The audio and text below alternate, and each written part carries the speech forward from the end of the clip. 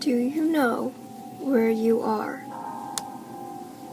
It's almost as if you stepped into a different world. The hot summer air is gone and you've only left with stagnant, stale air.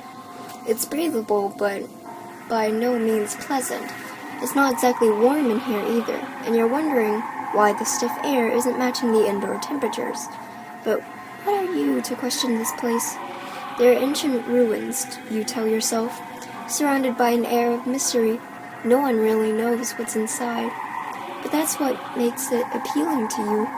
And with little hesitation, perhaps swallowing your fear, you continue to walk inside. The dim light from the opening already fading, and it's fading a bit too quickly, you notice. It unsettles your stomach a bit, but you just ignore that. It's dead silent.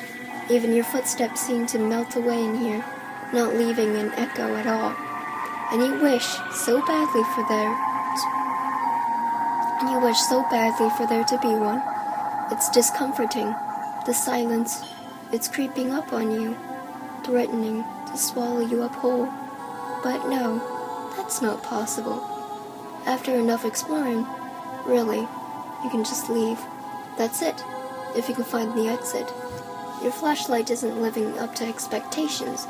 It provides a path, but there's another problem. The path looks the same, no matter how far you walk.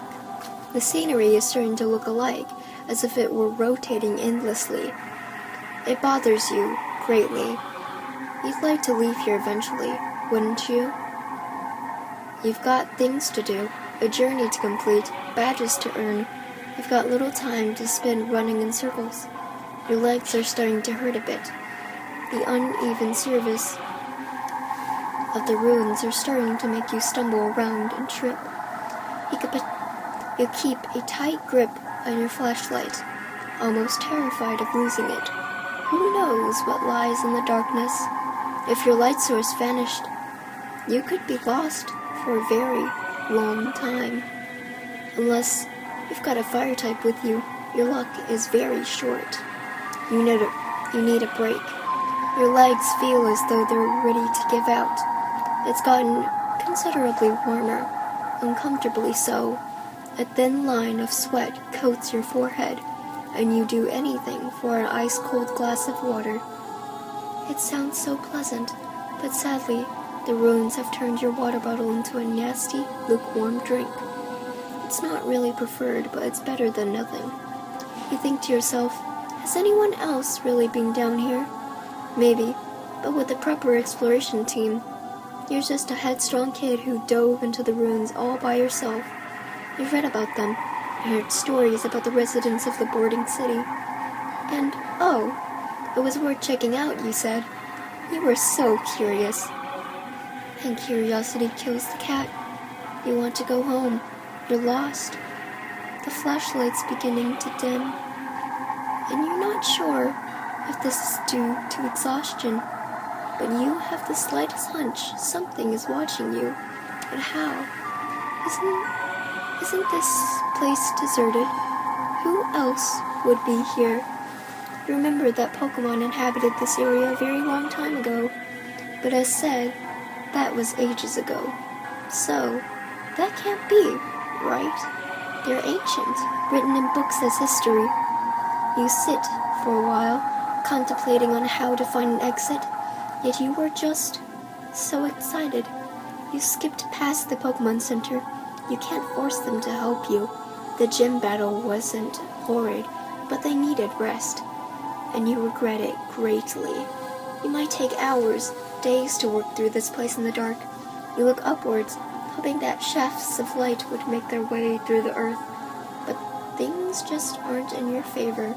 You're underground, yes, but there aren't any cracks through the dirt. In frustration, you slam your hand on the wall. A shockwave of pain, brief as it was, made your hand sting. You rub it silently, thankful there was no blood. You're not sure what you've gotten in supply of makeshift bandages anyway. Other than socks and a few clean shirts, there's nothing to stop any sort of blood. You're inactive for quite a bit, mulling over your options. You could try to retrace your steps, try calling out, maybe a research team would come by. If desperate, rely on help of your team. You hope the first option would work. With a sigh, you raise from your spot, hoping that the last life of your flashlight can assist in the best way possible. You're trying to be hopeful. The same feeling, eyes are on you, returns, and in much heavier sense than last time. It suddenly feels cold, and you zip up your jacket fully, trying to bury your face in it. It was warm just a minute ago, and there was no way you could be near the entrance. Your stomach drops, a feeling of dread overcoming you. What on earth is causing this feeling? It's empty. This place has to be empty. You quicken your pace, despite your tired body telling you not to. Your heart rate increases rapidly, your breathing coming out in short, quick pants. Something is after you.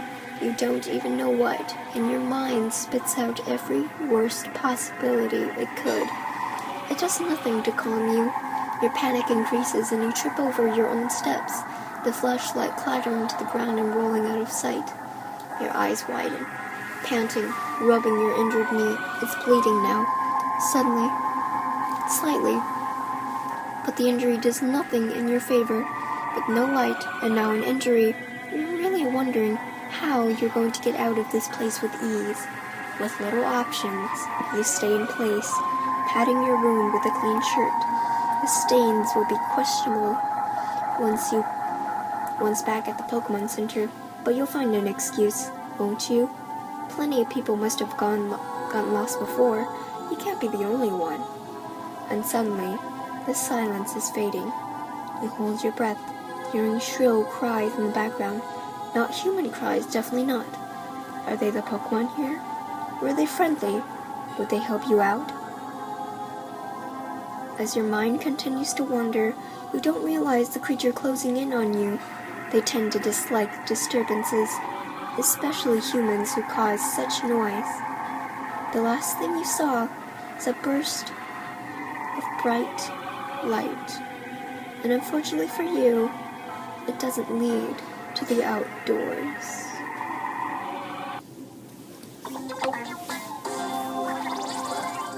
Hey guys, sorry for the long wait of uploads. It's just that, for some reason, my neck decided to be stupid and decided to, strain on me yesterday morning, and it's not getting better. So the only reason why my voice sounded a bit off during my reading was because, I don't really know what the meaning is, but I think it's because of my neck. Anyways, sorry for the long wait of uploads, creepypasta uploads in general. It's just that I've been working on an animation, and Maddie is driving me crazy, along with Sonia also getting bonkers because of Maddie, and we're just trying to figure this situation out. Yeah. It's just, it's been... I'm sorry for not, uploading a lot for Fright Fest. I know it's, oh, but last time you, uploaded a bunch of freaking creepypasta videos. What the fuck is happening now? Well, it's because of my freaking injury and, stuff happening with YouTube. The views are, breaking. It's, once I upload a video, there's, 100 views, and then the next day it's, back to, 40 to 26 or something views. So, yeah. There's, troubles with YouTube and stuff like that. And plus, I'm, my procrastination is, I don't want to move. I don't want to do anything.